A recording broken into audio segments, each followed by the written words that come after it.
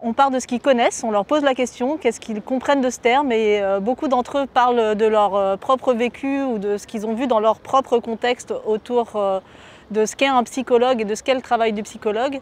Et puis ils font le lien avec les autres stands qu'ils ont vus auparavant et de ce que ça peut avoir comme impact en termes de souffrance. Eux parlent beaucoup de tristesse, de colère, de se sentir mal.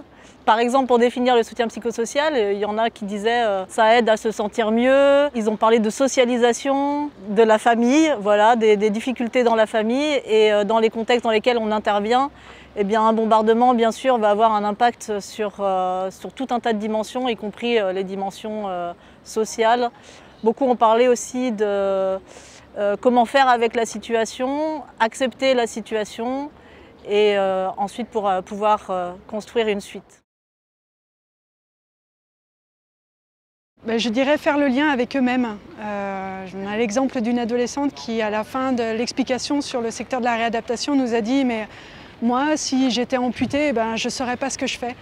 Et du coup, on peut reprendre avec elle et réexpliquer en fait la fonction de chacun des thérapeutes et le fait que oui, les choses changent quand il y a un bombardement, mais on peut se reconstruire, on peut avancer à nouveau. Et je pense qu'elle est partie plus sereine de l'espace qu'au moment où elle a dit cette affirmation. La jeunesse, l'enfance, nos jours, elle est vraiment consciente des drames qui se passent sur le terrain.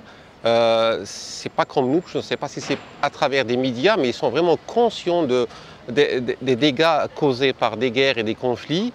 Alors du coup, ils partagent dès leur enfance ce traumatisme. Et ce qui m'a marqué le plus, ils sont touchés par pourquoi les enfants sont blessés, pourquoi les enfants sont amputés. Ils n'arrêtaient pas de poser des questions. Un enfant amputé, est-ce qu'il a droit à une prothèse? Il ressort toujours l'enfant, pas la personne. Et ça m'a interpellé que pour eux, c'est injuste qu'un enfant soit blessé, soit traumatisé par un conflit, par une catastrophe naturelle. Voilà.